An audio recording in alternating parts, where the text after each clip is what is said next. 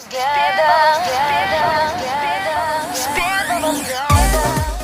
lovelies, and welcome to today's Tichel tutorial. My name's Alya and I'm so glad you popped in. So today's really super special. You probably see my makeup's really full on, and there's a really great reason for that, and it's because today we're going to be reflecting on the pre-fall release by Chanel. So a beautiful friend of mine who lives in Jerusalem is a wonderful fashion blogger and beautiful stylist, amazing woman, gorgeous woman, and she did a post earlier this week about this release, and I just absolutely got so excited by the few pieces that she decided to showcase, because it's very exciting when a brand is on board with things that are very wearable. So they're definitely highlighting this year with off-the-shoulder cuts, really wonderful new silhouettes, and they're bringing back that classic Chanel tweed and beautiful textures in the fabric and lots of wonderful things, which we'll be looking at today, and doing a matching tichel. And that's so wonderful that we can bring it all back to modesty, and whether it's whatever your reason for covering your hair, or even if it's just a continuation of your fashion statement, we can bring it all back with high-end fashion and the very classic, the very feminine, the very chic Chanel. So all the ladies that are showcased in Alya's wonderful post have this makeup on that I have today. It's just a really beautiful ombre black, bit heavier in the eyeliner on them than on me. I just thought I'll keep things a little bit lighter, but just really fun kind of play with kohl pencils and things like that there. I've just used my beautiful Ether Beauty palette here. Just using that black color there, called New Moon. And I'm going to be starting, as you can probably tell because I'll have the graphic up, with that beautiful image here. And as you can see, I happen to have a scarf that is just absolutely a perfect match to that model there. And what I'm going to do is not just match the colors and things like that, but also really kind of come up with a style that really represents this outfit. So I'm just going to do a very basic start, bringing it up kind of flat on the side, and just tying it off center. The reason for this is, if you've seen the way she's wearing everything, it's really symmetrical and really straight down the middle. So I'm quite consciously kind of working with a bit of an angle here. The next step is to throw this part back. And I'm actually going to work on tucking it away into the fold we've already created by tying everything up. So we get this beautiful crease at the top. And with the second part, we're going to work with kind of bringing it around and then recreating that kind of finish at the back. Okay, and the rest is just kneading everything up. And this is the result. You get wonderful height, brilliant texture, and really interesting folds and creases doing it this way. And of course the colors and the patterns on the scarf, it works perfectly with what we have here on the model. If you wanted to, you could also perhaps add some kind of a jewelry or some kind of a sash that has some kind of a pearl or chain moment there. I'm going to leave it as is. I think this scarf is loud enough on its own, and with the heavy makeup, and if I was to be wearing a shirt that's pretty much a perfect match, it would be just too much. If anything, I'd be looking to break it up a little bit with, say, just a black choker or just a plain pearl with maybe just a little Chanel somewhere along the pearl, something like that. So if you can just imagine that outfit with this tichel and then just a plain sort of pearl choker in the mix. Or you could do just a lot of jewelry, maybe some heavy silvers or heavy pearls, again just as a breaking it up point, because then you also have this heavy fabric in the skirt and you just don't want it to be overall too much of a heavy weighted kind of look. But she's got these beautiful long necklaces on, and that's breaking up the busyness of her shirt quite nicely, so you could just mimic that as well. For the next one, I'm in almost two minds about how I would go about it. When I wear a black and white, which happens a lot, I tend to go, and I do tend to go for a loud pattern. I will then match it with a pop of color tichel. So let's say I'm wearing a black and white coat like she is, my go-to would probably be like a cool dark purple, like a royal blue, or perhaps even a coral, something that really pops, a mustard, to contrast the forever black and white.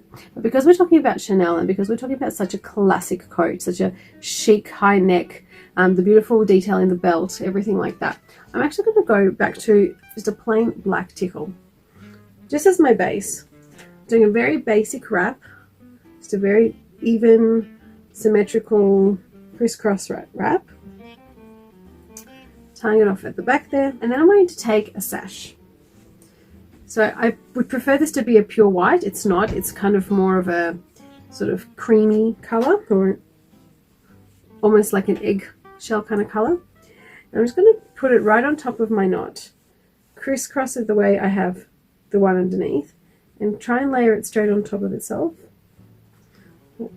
And tie it into, so I've got one tie above. I'm going to tie it there. And then I can tie this off again to hold it in place.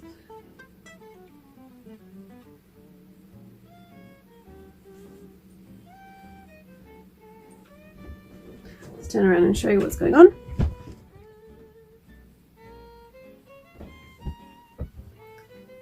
And of course you can adjust it to sit the way you want it to on your actual head and be comfortable and that sort of thing.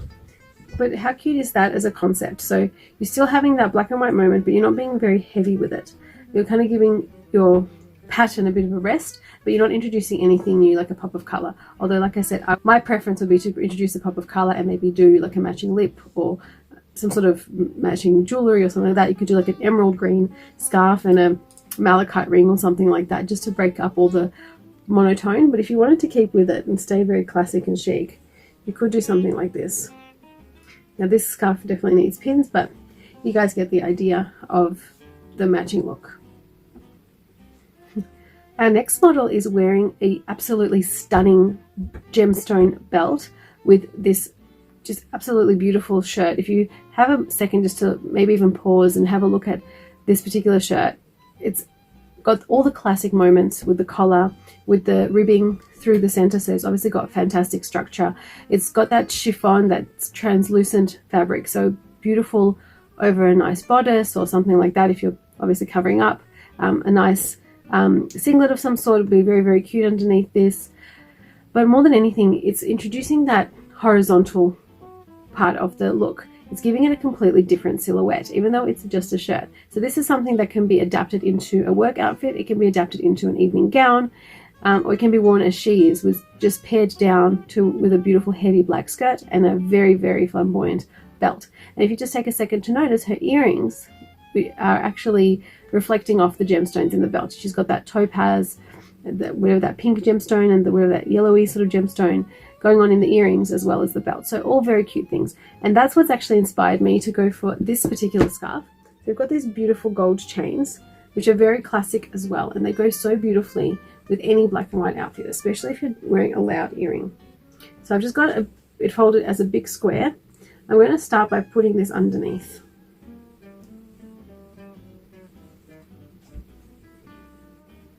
I've got this fold as a big square, so I'm going to start by actually turning it around and bringing the tail end over and forward.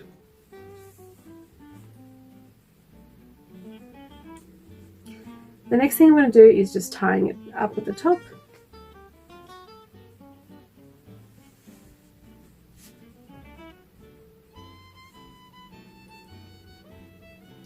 Okay, just packing this away into the knot that we've just created. And then bringing this down.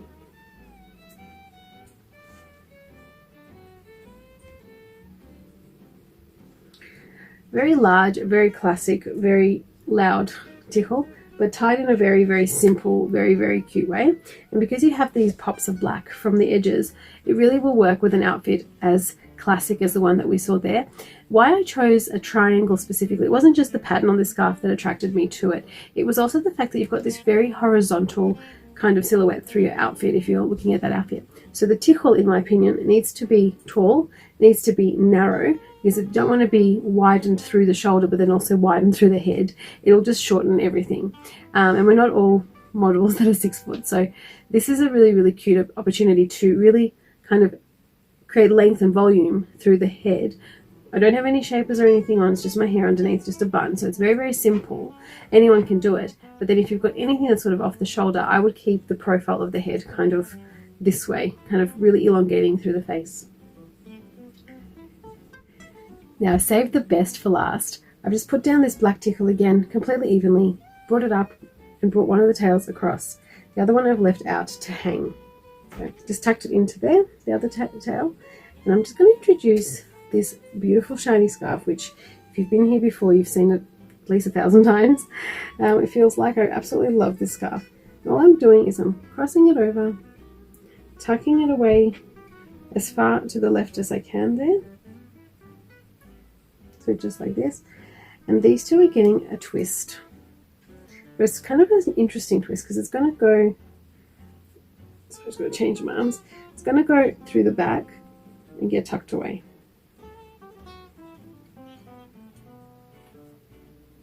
Just like that. So the profile on the top of the head, or the interest point on the top of the head, are these crosses, which create quite a beautiful height. And then through the back, you've got this wonderful kind of plait hanging, just like a wonderful kind of reminiscent of something very European, mid-century, I'm not even sure, but it looks really cool from the back.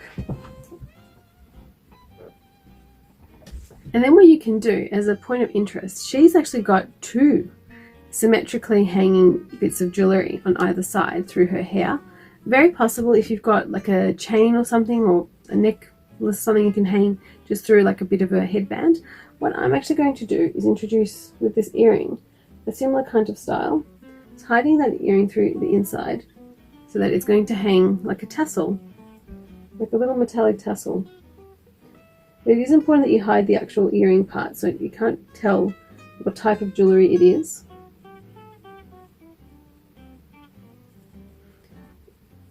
Okay, you can just as easily use a bracelet or, like I said, a necklace or anything at all. I've got these beautiful earrings, so I thought I'll introduce them. But it's important to me anyway that it's not noticeable that they're earrings. They're just a decorative bit of jewellery. They're not meant to be misleadingly in the wrong place or anything like that. You don't want someone stopping and saying, oh, you've just got these earrings stuck in your tickle. No. That's not what we're after here. We're after beautiful decoration. A brooch would be perfect here as well, especially if it's got dangly bits on. But how cool is that sort of element? Just elevates it all, especially the silver, the dark silver on the dark silver. So very, very, very lovely. Okay, my lovelies, I hope you enjoyed today's really wonderfully fashion-inspired tickle tutorial. I just absolutely fell in love with some of those things that Alya posted, and I will definitely have all of her information down below so you can check out her Instagram page because it's amazing. It's gorgeous. I'm personally not one for big high-end fashion sort of labels. It's not important to me, but the artistry behind it definitely is, and the expression of femininity especially that these beautiful catwalk styles demonstrate, very important, because at the end of the day, what are we if not creative, you know? And how do you really sort of let your soul sing out if not through different styling and different forms of expression, whether it be writing or singing or, you know, music or fashion if that's your art form, and all the other kind of creative things, cooking, you know, any kind of doing. I think it's so important as human beings that we don't forget our creative side and definitely celebrate it and enjoy each other's creativity.